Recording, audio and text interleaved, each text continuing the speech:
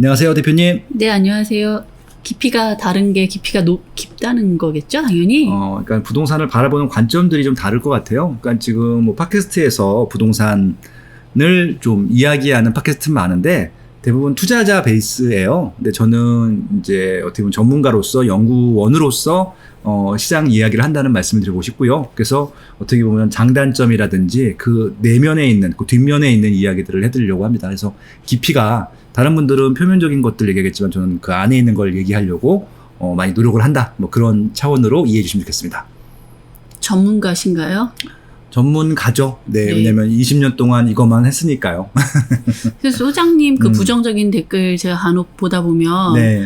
뭐 빠숑은 업자니까 업자 말은 뭐 믿고 걸러라 뭐 이런 말도 있던데 거기서 도대체 예, 업자가 뭘 말하는 걸까요? 거기서 업자는 중개업자를 얘기하는 거죠. 중개업자 같은 경우는 물건을 파는 게, 물건을 소개하는 게 그분들의 네. 주요 업무이기 때문에 입지나 상품의 질 상관없이 매수자와 매도자를 매칭시키는 게 일이다. 그래서 이제 그런 부분들일 텐데, 결국은 저는 물건을 파는 사람이라고 생각을 하는 것 같아요. 그렇게 생각하시는 분들은. 근데 이제 그런 것 때문에 피드수첩에도 나오기도 하고 부정적으로 비판하시는 분들도 있는데, 다시 말씀드리지만 전 20년 동안 연구원이 아닌 적이 없었고요. 연구원이 아닌 마음으로 칼럼을 쓰거나 부동산 논평을 하거나 책을 썼거나 강의를 한 적은 없습니다. 소장님이 업자 마인드로 그 일을 하셨으면 네. 굉장히 부자가 되셨을 것 같은데 저도 같이 안타깝네요. 자. 그렇죠. 그러니까 뭐 네. 그런 분들도 있으세요. 그러니까 이제 얼마 전에 제가 심사위원장님 모시고 공을 했는데, 책을 보면요, 수입원을 다 이렇게 공개를 하셨습니다. 뭐 유튜브에서 얼마, 그다음에 뭐 이런 또 스마트 스토어에서 얼마. 그래서 뭐 그걸 굳이 왜 공개하셨냐 했더니, 하도 넌 돈을 얼마나 벌었길래 그렇게 잘난 척을 하느냐, 그 말 일일이 대답하기가 싫었다고 하더라고요. 근데 저는요, 예, 일단 솔직히 말씀을 드리죠. 네. 저는 얼마 벌 것 같으세요? 저는 그런 차원으로 활동을 하는 사람은 아니고요. 제가 이제 심사위원님을 제 뭐 동생이기도 하고, 저보다 뭐 사회적인 경험이 적다 하지만 제가 굉장히 존경하는 사람 중에 한 분인데, 그분은 말 그대로 투자자고 실질적으로 돈을 많이 벌고 싶고 부자가 되고 싶다는 욕망으로 활동을 하시는 분들이기 때문에 그렇게 그분의 메시지를 들어주시면 될 것 같습니다. 저도 심사위원장 보면서 굉장히 큰 많은 울림과 교훈이라든지 지식들을 배우거든요. 제 이런 컨텐츠들이 있잖아요. 뭐 책이라든지 칼럼이라든지 블로그라든지 유튜브라든지 팟캐스트라든지 저는 그걸 통해서 여러분들이 그냥 여러분들 인사이트를 얻으시라고 하는 것들이지 제가 부자를 만들어 드리는 그런 컨텐츠는 아닙니다. 그러니까 부자에 되는 것들은요, 별도의 노력이 필요하다는 것들이고, 저는 오히려 부자라기보다도 조금 묻지마 투자라든지 손해보지 않을 수 있는 최소한의 부동산 인사이트를 드리는 게 제 컨텐츠의 주 목적이다. 예, 그렇게 좀 말씀을 드리면서 오늘 이야기를 좀 시작해 보도록 하겠습니다. 네. 네, 헤럴드 경제 기사입니다. 강동, 동작구, 강남 4구 경쟁 달아오른다. 국토교통부 실거래가 자료 분석, 고덕 그라시움 84제곱미터 17억 신고가, 강동구 내 동일면적 기준 최고가, 흑석동 아크로리버 전용 84제곱미터 실거래가 18억 9천만 원 찍어. 지금 강남 4구가 강동구입니까? 동작구입니까? 뭐 그거는 뭐 규정을 할 수가 없어요. 네. 누구도 규정할 수는 없을 것 같고요. 뭐냐면요, 그러니까 이제 이제 강남 3구가 시세가 제일 비싸잖아요. 예를 들어서 이제 강남구가 제일 비싸고 그 옆에 왼쪽에 있는 서초구가 그 다음 비싸고 그 다음에 오른쪽에 있는 송파구가 제일 비쌉니다. 이제 강남을 중심으로 해서 그렇게 배치가 되어 있는데, 송파구 오른쪽에는 강동구가 있고요. 서초구 왼쪽에는 동작구가 있죠. 그래서 이제 강남 5구로 보면 될 것 같다는 생각을 해보거든요. 굳이 뭐 강남 4구를 나눌 필요가 있느냐. 시세도 서로 엎치락뒤치락을 해요. 그러니까 어느 아파트에, 어느 지역에 새 아파트가 들어왔는지, 결국 새 아파트끼리 비교를 해야 되는데, 지금 이제 그 강동구에서 제일 비싼 아파트는 고덕동에 있는 그라시움이고요. 대표 주자죠. 그리고 이쪽에 동작구에서 제일 비싼 아파트는 아크로 리버 하임입니다. 둘 다 비슷한 시기에 입주를 했고 원체 새 아파트일 텐데요. 그래서 결국은 지금 두 아파트 신고가 찍은 걸로만 보면은 고덕 그라시움이 17억, 그다음에 흑석동에 있는 아크로 리버 하임이 18억 9천이기 때문에 일단 두 단지만 놓고 보면은 판전성은 동작구의 승이죠. 근데 말씀드린 대로 이거는 일개 단지의 일이잖아요. 전체 평균은 또 다른 얘기가 나옵니다. 그래서 이제 아직까지 평균을 이제 엎치락뒤치락을 하는데, 지금 동작구보다는 강동구가 살짝 더 높아요. 한번 볼까요? 근데 여기 지금 두 단지로만 비교하면 네네. 동작구가 그 강동구보다 그렇죠, 그렇죠. 네. 그러니까 지금 이제 저희 그 팟빵 뉴스 브리핑에 후원해주시는 직방 한번 사이트 볼게요. 여기 보면은 이제 평당가 기준으로 봐야 되겠죠. 네. 보면은 지금 강동구는 3,300이죠, 평당. 네. 그리고 동작구는 3,100만 원이죠. 그러니까 강남구가 5,700만 원으로 제일 비싸고, 강남구, 서초구, 송파구, 그다음에 강동구랑 이제 동작구 비교하게 되면은 강동구가 더 비싸잖아요. 그렇기 때문에 전체 지역 평균으로 하게 되면은 강동구가 비싸죠. 비싼 이유는 새 아파트가 훨씬 더 많고, 강동구 같은 경우는 이미 아파트 베이스로 시작을 했어요. 주공 아파트로 시작을 했잖아요. 그래서 강동구 같은 경우는 뭐 고독주공이라든지 명일동에도 주공 아파트가 있고, 또 뭐 또 둔촌 주공도 있잖아요.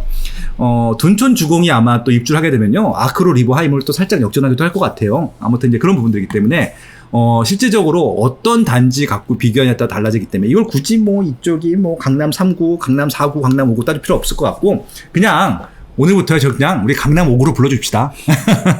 곧 강남 7구, 9구 막 생기겠네요. 그리고 이제 또 후보자들이 있죠. 지금 이제 어차피 강동구, 송파구, 강남구, 서초구, 동작구까지는 이제 비싼데, 영등포구 보세요. 3,200이죠. 네. 그럼 지금 이제 동작구보다 평균이 더 높아요. 그럼 이제 여의도 같은 경우, 그러니까 영등포 같은 경우는 뭐가 있느냐? 여의도가 있잖아요. 그리고 신길 뉴타운도 있고, 신길 뉴타운도 거의 가격이 다 따라갔거든요. 그다음에 영등포 뉴타운도 가격이 또 비쌉니다. 그리고 또 저희 회사 옆에 그 당산동인데, 당산동에 당산 센트럴 아이파크가 또 18억, 19억 해요. 그러니까 지금 그 한강변 라인에 있는 새 아파트들은 다 84 기준으로 17억, 18억 정도 한다라고 봐주시면 될 것 같습니다. 또 다크호스가 또 한 명 있죠. 여기 양천구. 제일 비싸죠. 강동구보다 더 비싸요.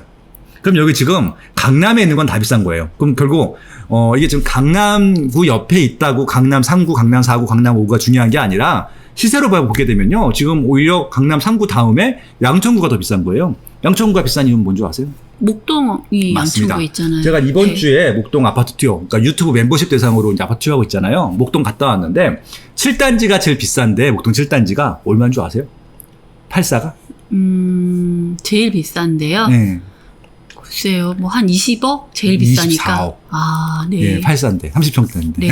그러니까 지금, 그건 재건축 이슈가 있기 때문에 그렇거든요. 그래서 아마 목동 아파트 14개단지 다 재건축하고 나오면은 아마 이 강남 뭐 3구, 4구, 5구, 6구 이게 중요한 게 아니라, 강남구 다음에 이쪽에 서쪽에서는 양천구가 탑이 되지 않을까. 물론 이제 여의도를 역전할 수 없을 것 같긴 하고요. 그래서 아무튼 이런 것들, 경쟁 구도 보는 것들도 하나의 부동산을 재밌게 공부하는 방법이 될 것이다. 물론 이제 지금 비싼 아파트만 얘기하면은, 야, 이 빠숑님은 또 가격도 비싼 것만 좋아한다라고 하실 텐데, 그게 아니라 요 한강변에 있는 새 아파트 가격들이 그 정도니까, 그 이하의 지역들 같은 경우는 아마 그 아파트 가격대를 향해서 갈 거잖아요. 그런 부분들을 좀 미리 캐치했으면 좋겠다라는 좀 그런 팁들을 드리고 싶은 것들이죠. 아무튼 지금 강남 4구 논쟁은 의미 없다. 개별 단지로 보면 좋을 것 같고, 지금 이 동작구나 강동구 말고도 뭐 영등포구라든지 양천구가 이미 강동구나 동작구 시세를 넘어가고 있다. 일단 그렇게만 좀 말씀드리고 싶네요. 소장님이 하도 목동 양천구 이야기를 가끔 이제 하시잖아요. 네. 아무래도 어릴 때 그쪽 지역에서 사시고 했으니까. 네. 그래서 소장님이 거기 당연히 아파트가 있다고 생각들을 하시더라고요. 목동에요? 네. 지금 또 마음 아픈 또 하나 또 잊고 있었는데, 제가 초등학교 때 네. 저희 아버님, 돌아가신 저희 아버님께서 네. 복덕방을 하셨습니다. 네. 그때는 이제 공인중개사 시절이 아니라 네. 말 그대로 이제 중개인 사무소 시절이었었는데, 네. 그때 저희 아버님이 그 이제 양천구에서, 그때는 강서구였습니다. 양천구 또 불리기 전이었어요. 강서구에서 공인중개사를 하셨는데, 그때 목동 아파트 단지를 분양한 겁니다. 제가 이제 신정동을 살아가지고, 그때 이제 목동 7단지가 제일 가까웠거든요. 완전 미분양이었어요. 네. 한 채당 3천만 원씩. 미분양이었습니다. 한 평이 아니라 한 채. 한 채당. 네. 예. 그래서 이제 저희 동네에 제일 부잣집에 어떤 분이셨냐면은 튼튼 유치원이라고 있어요. 튼튼 유치원. 네. 그 튼튼 유치원이라고 해서 굉장히 큰 유치원이 있는데, 거의 초등학교 보다는 조금 작은 규모긴 하지만 아무튼 마당에 수영장도 있고 굉장히 큰 유치원인데, 저희 동네에서 제일 부잣집이었어, 그 집이. 그분 원장님이 들린 소문에 5채를 그냥 미분양을 갖고 오셨다고. 왜냐하면은 이게 현찰만 있으면 그냥 찍어오면 되는 것들이어서. 네. 아무튼 그렇게 좀 부자들한테는. 근데 왜 화가 나세요, 소장님? 그때 네. 이제 그 아버님이 아파트 투자라는 걸 처음 하셨는데, 그러니까 그 투자가 아니라 이제 큰형이 결혼할 때가 돼서, 제가 큰형이 나이 차가 많이 나거든요. 아파트를 사셨는데 그때 이제 목동 7단지하고 화곡동에 있는 화곡 1주구였나 아무튼 그 아파트랑 예 그리고 그 부천 고강동에 있는 아파트가 가격이 다 비슷했어요. 부천하고 화곡동이랑 그다음에 여기 목동이랑 네. 지금 입장에서 보면 최악의 선택을 하셨죠. 부천 고강동을 사신 겁니다. 네. 근데 부천 고강동 같은 경우는 저희 큰형이 이제 신혼집을 시작을 하셨는데 산 가격보다 판 가격이 10년 넘었는데 가격이 하나도 안 변했고 화곡동은 재건축을 해갖고 지금 화곡 푸르지온가 막 그게 됐을 거예요. 네. 많이 올랐죠. 네. 근데 뭐 지금 화곡동이나 고강동 중요한 게 아니라 그 3천만 원 하던 아파트가 지금 아까 말씀드린 24억이 된 거예요.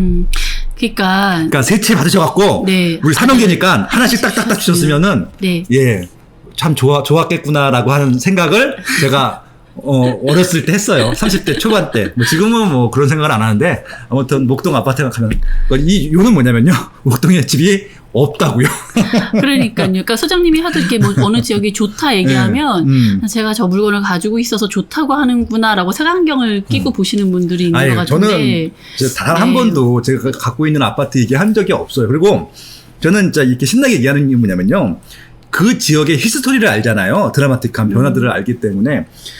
저는 이제 목동 아파트 단지 개발하기 전에 논일 때 겨울에 스케이트 타고 오뎅 사 먹고. 세상에 옛날 사람이시네요, 진짜. 네, 그다음에 그때는 이제 전두환 대통령 때인데 그 외국 그 정상들 오면은 네. 다 강제로 불려가서 트럭기 흔들고 김포공항 네, 앞에서 네. 백수 중학교 나왔는데 맨날 이거 흔들러 갔었습니다. 네. 예, 아무튼 그랬던 추억이 있던 목동이어서 드라마틱한 변화를 본 게 그게 지금 낡아서 재건축을 하겠다고 하잖아요. 감회가 새로운 거죠. 예, 그렇게 그래서 좀 옛날 추억에 당겨서 얘기를 하다 보니까 좀 신나게 얘기하다 보니까 애정이 담긴 것처럼 보일 수도 있겠는데 만약에 제가 제 물건이면 이렇게 얘기를 길게 하겠습니까? 예, 그렇지 않겠습니까? 네. 그러니까 좀 안타깝더라고요. 아직도 소장님 그렇게 보시는 분들이 근데 많구나 하고. 처음엔 네. 속이 상했는데 이제 그냥 어차피 저 보시고 제 말을 좋아하시는 분들한테만 얘기를 하기로 했습니다. 그 일일이 제가 설득하고 다닐 수 없고요. 예. 근데 그렇습니다. 제가 사실 지금 우리 첫 번째 기사도 안 넘어갔는데 이 기사의 요지는 네.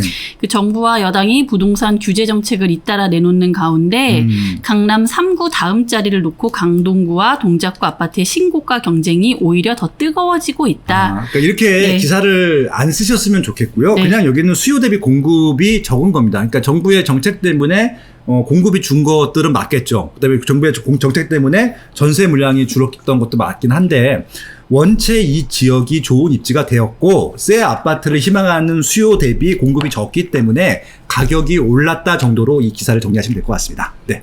네. 다음 뉴스 넘어갈까요? 네. 조선일보 기사입니다. 임대차법 2주. 전세 매물 중랑구 40%, 송파구 26% 급감. 가격도 59주째 올라 평균 5억 육박. 세입자 보호한다는 법 취지 역행. 서울 아파트 전셋값이 59주 연속 상승했다. 정부 여당은 서민 주거 안정을 명분으로 지난달 31일 전세 계약 기간을 4년으로 늘리고 전세금 인상률을 5%로 제한하는 주택임대차 보호법을 시행했다. 하지만 전세 매물이 사라지고 전세값이 치솟으면서 임차인을 위한다는 정책이 오히려 세입자들의 고통을 가중시키는 규제의 역설이 벌어지고 있다. 사실 지금 제가 막 보면 우리가 무슨 참여정부, 국민의 정부, 뭐 문민정부 이런 말 되게 이렇게 그 정부마다 앞에 약간 별칭이 있잖아요. 저는 이번 정부가 진짜 규제 정부인 것 같아요. 규제라는 말을 너무 많이 들어가지고 이제 앞에 규제자가 나오면 그냥 바로 뒤에 뉴스는 부동산 관련 뉴스겠구나 그냥 이렇게 보지 않아도 이렇게 딱 떠올릴 만큼 뭔가 갑자기 왜 이렇게 규제가 많아진 거죠? 지금 서울 아파트 전세가 평균이 이제 5억입니다. 네. 5억이라고 하면은 전세금 대출 나오는데 한개 가격이기도 할 텐데, 제가 전세 얘기는 작년 4월 때부터 말씀을 드렸고요. 그렇죠, 고지. 지금 네. 이 얘기도 아마 지겹게 들으셨을 거예요. 제가 4년 전부터 얘기 4월 때부터 얘기했다는 아니, 얘기를. 심지어 그리고 요즘 매일 아침 유튜브 라이브 하시기 때문에 전세 기사 읽으실 때마다 나 이 얘기 했었어 이것도 꼭 얘기하시잖아요. 왜냐면은 사람들이 까먹을까봐 자꾸 그러는 겁니다. 예. 네. 제가 토요일 날 블로그에다가 매주 시황을 올려드려요. 이제 요즘은 이제 전세 얘기 안 하다가 계속 몇 달 전부터 전세 얘기를 먼저 얘기하고 시작을 합니다. 요게 이제 전세, 제 블로그, 네이버 블로그, 빠싱 상담소에 하면 있습니다. 토요일마다 올라오는 게 있는데, 지금 전국적으로도 전세 가격이 올해, 그러니까 이번 주가 제일 많이 올랐고요. 서울 같은 경우는 0.41이에요. 그러니까 제가 본 수 중에서는 제일 높은 숫자였어요. 네. 너무 높습니다. 그러니까 서울 같은 경우는 금액이 크기 때문에 수치가 높게 되면 이게 좀 굉장히 걱정이 되는 것들이거든요. 이거 좀 빨갛게 칠한 부분들이 진짜 평균보다 훨씬 더 많이 올라간 지역들이거든요. 지금 서대문구, 그 다음에 중랑구, 관악구 빼고는 다 빨갛잖아요. 그러니까 평균보다 더 많이 올라갔다는 얘기입니다. 그래서 제가 어떻게 논평을 했냐면요. 진짜 이거 제가 이거 통계를 본 이후에 처음인 것 같아요. 전국에 262개 시군구가 있는데 마산 합포구만 마이너스고요. 나머지 다 플러스예요. 아니면 보합이든지. 그래서 이렇게 모든 지역의 전세가 다 올라가는 건 정말, 왜냐면은 아무리 하반기에도 전세가 다 올라가지는 않거든요. 저도 처음 보는 이 수치이고요. 특히 서울 같은 경우는 59주째 상승을 했다고 말씀드렸고, 기사에도 나오죠. 이건 감정원 수치, KB 국민 그 부동산 지수 똑같습니다. 그러니까 이런 상승률은요, 지난 몇 년간 최고 상승률이거든요. 아까 0.41 나왔잖아요. 보여드렸다시피. 전세, 그러니까 이게 중요한 게 뭐냐면은, 이게 매매 시세가 올라가게 되면은 투자자들이 들어왔다라고 해서 분석을 할 수도 있어요. 실제 시장을 아니라 하더라고. 근데 전세는 투기라고 얘기를 할 수가 없는 거잖아요. 말 그대로 실수요이기 때문에. 철저하게 수급입니다. 수요랑 공급 논리로 가게 결정되거든요. 근데 이 상황에서, 그러니까 이제 수요랑 공급에서 수요가 많은데 공급이 적다는 것들이 명백하게 59주째 확정이 됐는데, 임대차 3법이 또 나온 겁니다. 기사가 그런 것들이잖아요. 임대차 3법을 하게 되면. 그럼 결국은 어떻게 될 것이냐. 결국은 수요는 이게 줄진 않겠죠. 공급이 줄겠죠. 위축되니까. 왜냐면 다 주택자가 되려고 하지 않을 테니까. 그렇죠. 그렇게 되면은 공급이 줄 테니까, 그러면 저희가 초등학교 4학년 때 이런 걸 배웁니다. 수요 공급 곡선이 배웁니다. 그렇죠. 그러면은 수요 공급 곡선을 이해하는 초등학교 4학년 이상의 정상적인 학생들이라고 하면은 앞으로 전세 시장이 어떻게 될 것인지는 누구나 예상할 수 있는 시장이 되는 것들이죠. 예, 지금 그 얘기를 하고 싶었네요. 그래서 지금 중랑구가 문제가 아니라, 예. 예, 송파구가 문제가 아니라, 지금 전 지역, 전국이 다 그렇습니다, 지금. 그래서 전세 가격이 올라가는 것들, 평균 이상 올라가고 한다고 하는 것은 그만큼, 이게 지금 공급된 물량이 준다는 것들이고, 여기 지금 기사에 보면 통계표도 나오고 있습니다. KB 국민은행과 아시에 나온 것들인데요. 서울 전체의 18.7%의 전세 물량이 감소를 했고요. 중랑구는 40% 이상이 감소를 했고, 은평구나 구로구. 그러니까 이게 지금 어떤 지역들이냐면요. 시세가 좀 낮은 지역들입니다. 그러니까 여기는 지금 전세를 찾다 보니까 결국 전세가 없으면 어떻게 하느냐. 이 지역에 그냥 매매를 합니다. 그래서 지금 매매 가격이 올라가는 이유 중에 하나도 전세 물건이 없다 보니까 매매로 터진됐다라고 하는 것들이죠. 근데 만약에 정부가 그걸 의도했다라고 했을 때는 뭐 할 말은 없지만, 전세를 필요로 하시는 분들한테는 굉장히 좀 좋지는 않은 기사인 것들이죠. 그래서 아무튼 한동안 전세를 어떻게 늘릴 것인가에 대해서는, 아직도 얘기를 안 하고 있거든요. 그러면서 이제 부동산 시장이 안정화됐다고 하는데, 전세 시세로만 보면 안정화되지 않은 것들이기 때문에, 다시 한번 제가 말씀을 드리지만, 전세 시장을 어떻게 할 것인가에 대한 명확한 가이드라인을 좀 줬으면 좋겠습니다. 그래야 좀 일반인들도 일반 매매를 할 것인지 월세를 갈 것인지 판단할 것 같거든요. 근데 지금 다 주택자들만 전세 계약 계속 계약을 해주라고 하잖아요. 계약개시 청구권 이런 거 식으로. 그러니까 전월세 상한제랑 계약개시 청구권은 이미 발동이 됐거든요. 신고제만 지금 내년 6월 달로 연기된 거고. 그렇기 때문에 그럼 전세를 유지하겠다는 얘기잖아요. 이번 정부의 정책 때는. 이게 그러면 전세 물량이 있어야 되는데 전세 물량은 점점 줄고 있는데 어떻게 계약 개시를 청구할 것인지 어떻게 상한선을 할 것인지 이건 지금 논의를 할 필요가 없는 문제가 된 거예요. 그래서 지금 아무튼 좀 전세 매물이 급감하고 있다는 것들이 지금 현 시장에서 가장 큰 문제가 되고 있다. 근데 이 문제는 점점 더 심각해질 것이다 라고 하는 것들이 이 기사의 논점입니다. 네. 네, 다음 매일경제 기사고요. 예. 임대차 3법에도 집주인 매년 전세금 올릴 수 있다고, 민법에도 보장된 차임 증감 청구권 주목, 조세 부담 등 근거로 인상 가능, 세입자 거부 시 법원 조정 필요. 무슨 말인지 잘 모르겠어요, 소장님. 그러니까 이게 민법에 보면요. 그러니까 민법이라고 하는 사인 간의 계약을 어떻게 보면은 정상적으로 하기 위한 최소한의 법이라고 보시면 좋을 것 같아요. 그러니까 대부분 민법은요, 이게 형사처벌을 받는 법이 아니라 민사소송을 하는 것들이거든요. 그러니까 재산세에 불이익이 있으면 그것들을 갚으라고 하는 게 민법, 그렇게 생각하시면 될 것 같습니다. 그렇기 때문에 이것들은 철저하게 사인 간의 계약에 기본한다라고 할 수 있는 것들이죠. 제가 민법을 잘 아느냐? 제가 나름 또 공인중개 자격증이 있기 때문에 1차 과목이 공인중개사 학개론하고 민법이기 때문에 그 정도 계약에 대한 것들은 공부가 되어 있다는 것들이죠. 참고로 제가 이제 유튜브 지금 콘텐츠를 만들고 있는데요. 지금 아마 유튜브 콘텐츠랑 일반 동영상 콘텐츠를 만드는데, 제가 이제 공인중개사 학개론하고 민법의 상식적인 얘기들을 좀 풀어드리려고 해요. 지금 소장님 공부하실 때는 진짜 너무 오래된 거 아니에요? 거진 20년 전에 근데 하신 거 아니에요? 그것들이 계속 저희가 업데이트가 되지 않아요. 아, 근데 요즘 같아서는 법이 하도 자주 바뀌어서 저는 세법은 몰라요. 세법은 제가 안 할 거고 해서 제가 세법만 빼고는 제가 뭐 기본적으로 제가 어려운 것들을 쉽게 설명하는 능력들은 있기 때문에 뭐 민법이나 학개론을 되게 재밌게 설명해 드릴 수 있을 것 같아요. 그래서 예, 그런 부분들도 좀 미리 말씀드릴게요. 아무튼 그런데 중요한 건 뭐냐면은 이 법에서 민법을 조금 들어갔더니 차임, 증감, 청구권이라고 있습니다. 이게 증감이기 때문에 증가하는 것들도 청구할 수 있고 감수하는 것도 청구할 수 있는 거죠. 증가하는 건 당연히 이 집 주인이 청구하는 것들이고요. 감수하는 것들은 세입자가 청구하는 거. 결국 이것들이요 이미 민법에 있었다는 얘기입니다. 그러니까 이 임대차 3법을 할 필요가 없었던 것들이 법대로 한다라고 했을 때는 기존에 있는 법들을 활용하는 게 좋은 것들이잖아요. 근데 지금 법이 그것들을 제대로 활용하고 있지 못하다 보니까 계속 좀 엉뚱한 법들이 나오고 있는 것들이거든요. 결국은 이게 주변 시세 대비 터무니없이 쌀 때 민법 규정에 의해 근거에 의해서 집주인은 이제 1년 후에 1년마다 임대료를 올릴 수 있는 것들을 이제 제한할 수 있다는 것들이죠. 근데 이런 것들이 왜 문제가 되느냐? 지금 임대료는 5% 이상 올릴 수 없다라고 얘기를 했는데 민법에서는 일단은 사회적인 통념의 그런 것들에 기반한다라고 그런 것들이 있거든요. 그러니까 이게 계약서 보시면 아시겠지만 여러 가지 것은 사회적인 통념에 기반해서 이렇게 계약을 한다라는 그 문구가 나와요. 그런 것들이죠. 그러니까 예를 들어서 뭐냐면요.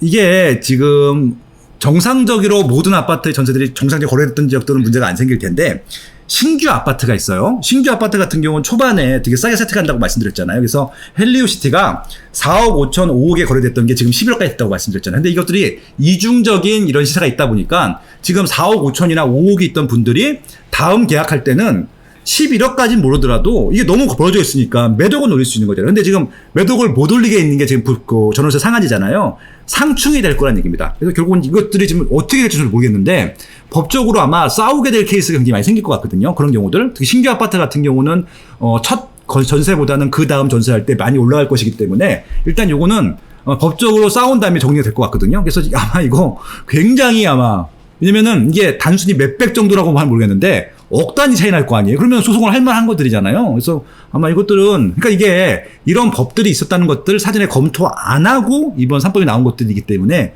아마 이것도 좀 논의하는 것들을 지켜봐야 될 것 같아요. 아직 확정된 건 아닙니다. 너무 복잡해요. 그러니까 이게 왜 복잡하게? 그러니까 제가 민법 얘기했지만 민법은요 그냥 개인 간의 계약을 원활하게 하는 법이지 이렇게 한쪽 일방적으로 편을 들어주는 법이 아니거든요. 그러니까 계약은 쌍방이어야 되는 것들이거든요. 쌍방, 네, 쌍방이어야 되는데 참 답답합니다. 그리고 하나 좀 이것들은 좀 여담이긴 한데 매년 5% 또 올리는 경우도 많지도 않아요. 또 그러니까 입지가 아주 좋은 데들만 그렇지. 그러니까 지금 그렇죠. 쓸데없는 지역까지도 다 지금 이거 갖고 좀 통제를 하게 생겼어요. 왠지 안 올리던 분들도 올려야 될 것 그러니까 같아요. 올려야 될 거란 생각이 들어요. 그게 진짜 문제거든요. 지방 같은 경우는 전요, 지금 역전세라는 지역들도 있고요. 그죠? 그냥 동결하는 지역도 꽤 많은데 그런 지역들조차도 괜히 동결을 해줄까 말까 한번 고민을 하게 되는 그런 좀 고민거리를 던져주는 그런 또 지금 어떻게 보면 사회적인 법이 생기기도 했네요. 그렇습니다. 네.